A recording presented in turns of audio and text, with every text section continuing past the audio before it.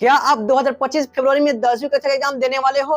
तो आपके लिए बहुत ही बड़ी खुशखबरी है, क्योंकि मैं आपके लिए लेकर के आ गया हूं 20 के दांत संबंधी चैप्टर से टॉप 20 क्वेश्चंस। मैं टॉप 20 क्वेश्चन इसलिए बोल रहा हूं क्योंकि इसमें जो टॉप 20 क्वेश्चंस यानी 20 जो क्वेश्चंस है ये पिछले कई सालों में बार बार पूछे गए हैं और इस साल भी पूछे जाने की उम्मीद है। अगर आप इसको मिस करेंगे तो आपका 2 से 3 नंबर यूं ही चला जाएगा। तो आइए उस टॉप 20 क्वेश्चन को जो है एक एक करके जान लेते हैं। तो टॉप 20 क्वेश्चन में मैंने इस प्रश्न को जो है पहले नंबर पर रखा है, क्या है? विष के दांत कहानी के लेखक कौन है? यानी पाठ और उनके लेखकों का नाम।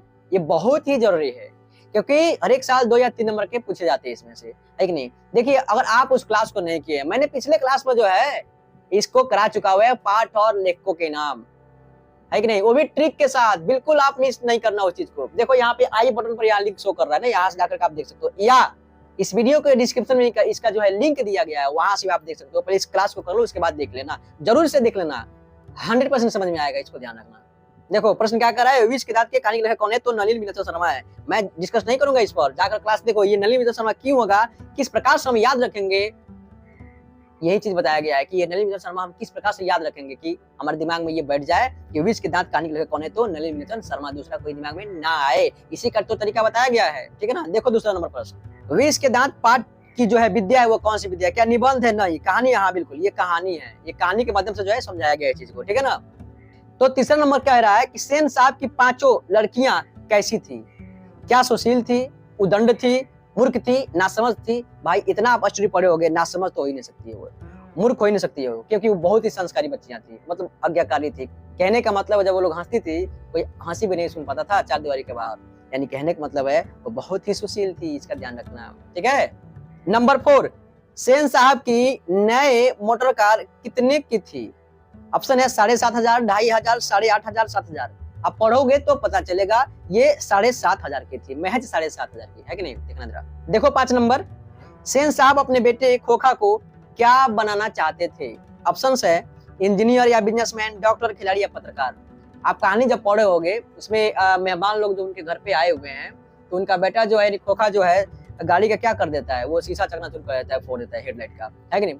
तो कहते हैं देखो मेरा बेटा जो है ना अभी से इंजीनियर बनने का इसमें लक्षण दिख रहा है, यानी कहने का मतलब है वो इंजीनियर या बिजनेसमैन बनाना चाहते थे, ठीक है ना? नंबर 6, सेन साहब की आंखों का तारा कौन है? अब बताइए आंखों का तारा उनका कौन है? क्या खोखा, खोखी, कार, इनमें सभी? नहीं, खोखा आंखों का तारा है उनका। क्या है? आंखों का तारा, बहुत प्यारा है उनका, है कि नहीं? नंबर 7, मदन किसका बेटा था? क्या गिरधरलाल का, सेन साहब का, सोफर का, अखबार नवीस का? जी नहीं, अखबार नवीस का नहीं था, सोफर का भी नहीं था। सेन साहब और गिरधरलाल का इसमें डाउट है। तो सेन साहब का लड़का तो कौन सा? खोखा था, है कि नहीं? और गिरधरलाल का कौन था? मदन था, ध्यान रखना। गिरधरलाल का कौन बेटा था? तो मदन। नंबर 8, मदन के लिए क्या खाना मामूली बात थी? प्यार उसको नसीबी नहीं था। मार, हाँ ये हो सकता है, मार ही खाना उसको मामूली बात थी, है कि नहीं? 9 नंबर, खोखा के 2 दांत किसने तोड़ डाले? खोखा के 2 दांत किसने तोड़ डाले? क्या कासू ने, सेन साहब ने, गिरधरलाल ने, मदन ने? ये मदन ने तोड़ा हुआ था, इसको ध्यान रखना। क्या तोड़ा हुआ था? तो मदन ने, ध्यान रखना इस चीज को। 10 नंबर, मैं तो खोखा को इंजीनियर बनाने जा रहा हूं, यह कथन किसका है? बताइए कौन इंजीनियर बनाना चाह रहा था? तो सेन साहब ही बनाना चाह रहे थे ना अपने पुत्र को। इसको अपने पुत्र को कौन? तो सेन साहब इंजीनियर बनाना चाहते थे, इसलिए ऑप्शन नंबर ए आपका सही होगा, है कि नहीं? लेकिन इसमें बहुत मोस्ट इंपोर्टेंट क्वेश्चन मैं लेकर के आया हूँ। देखो अगर अच्छा लग रहा हो, कुछ सीख रहे हो तो वीडियो को लाइक कर दो, थोड़ा सा कमेंट करो। कमेंट करने में जो है ना आप लोग ये कंजूसी करते हो, है कि नहीं? कमेंट करो ज्यादा से ज्यादा। देखो आगे नंबर 11, सीमा, रजनी, आलो, शेफाली, आरती पांचों किसकी बहन थी? क्या मदन की, क्या खोखा की? जब खोखा लड़का है उनका सेन साहब जी का, तो उन खोखा की कौन थी लोग? तो बहन थी, सीधी सी बात है। ऑप्शन नंबर क्या होगा? बी सही होगा, है कि नहीं? अगर पूछा जाए कि सेन साहब के कुल कितने बच्चे थे तो 5 लड़कियां और 1 लड़का, कितने हो गए? 6 हो गए। इसको भी ऐसा पूछा जा सकता है, ध्यान रखना। देखिए 12 नंबर क्वेश्चन कह रहा है नलिन विलोचन शर्मा का जन्म कब हुआ था? जन्म नलिनी विलोचन शर्मा का जन्म जो हुआ था 18 फरवरी 1916 को हुआ था, इसको ध्यान रखिएगा। कब हुआ था? तो 18 फरवरी 1916 को। नंबर 13, महल और झोपड़ी वालों की लड़ाई में अक्सर महल वाले ही जीतते हैं और उसी हालत में जब दूसरे झोपड़ी वाले उनकी मदद अपने ही खिलाफ करते हैं, ये किस पाठ की पंक्ति है? क्या नागरी लिपि? जी नहीं। क्या बहादुर? जी नहीं। विष के दांत? हाँ ये सब कहानी तो इसी में हुई है, इसलिए इसका आंसर क्या होगा? सी नंबर होगा जो 20 का दांत है, ठीक है ना? देखिए 14 नंबर, अनाम दास का ओथा उपन्यास किस लेखक की कृति है? भाई ये किसकी कृति है? हजारी प्रसाद द्विवेदी, यतेंद्र मिश्र, महात्मा गांधी की अमरकांत? तो ये जो कृति है हजारी प्रसाद द्विवेदी जी का है, इसको ध्यान रखिएगा। नंबर 15, मोटर को कोई खतरा हो सकता था तो किससे? तो खोखा से। इसको ध्यान रखिएगा, किस हो सकता है? खोखा से। इसी ने हेडलाइट फोड़ा था, ठीक है ना। नंबर 16, सामाजिक विकास क्रम में सामंती सभ्यता की अपेक्षा किस सभ्यता को अधिक प्रगतिशील कहा जा सकता है? क्या नेसरवादी सभ्यता को, एकेश्वरवादी सभ्यता को, पूंजीवादी सभ्यता को, या इनमें से कोई नहीं? इसका आंसर होना चाहिए नेसरवादी सभ्यता को। इसको ध्यान रखना, ठीक है ना। बहुत ही मोस्ट इंपोर्टेंट क्वेश्चन है। नंबर 17, मनुष्य और परिस्थिति का संबंध किससे है?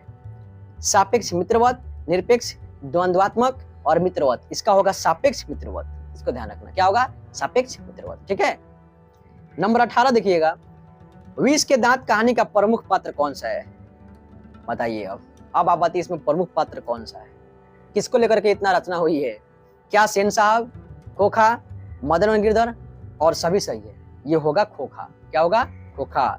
इसी पर ज्यादा फोकस किया गया है कि नहीं? देखिए सेकंड लास्ट प्रश्न, बहुत ही इंपॉर्टेंट प्रश्न है यहाँ पे। खोखा किन मामलों में अपवाद था? नियम मानने में, घर के नियम की धज्जियां उड़ाने में, सबको प्यार करने में, सभी को लगता है ना जी। घर के नियम को क्या करता था? धज्जियां उड़ा देता था। क्या होता? धज्जियां उड़ा देता था, है कि नहीं? देखो लास्ट प्रश्न 20 नंबर, 20 नंबर एंड लास्ट देखिए, बहुत ही मोस्ट इंपोर्टेंट है ये क्वेश्चन। जो अभी मैंने बताया ना उसी का आधारित है, मतलब पीछे 2-3 क्वेश्चन पहले। झोपड़ी और महल की लड़ाई में जो है अक्सर कौन जीतते हैं? क्या महल वाले, क्या झोपड़ी वाले, इनमें दोनों या इनमें से कोई नहीं?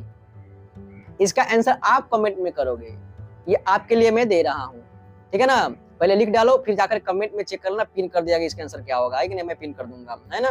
तो बताओ कमेंट करके फटाफट, ये आपके लिए है। आप एक्चुअली तो पढ़े होगे। देखो अगले क्लास में है ना, मैं इसका सारांश लेकर के आऊंगा।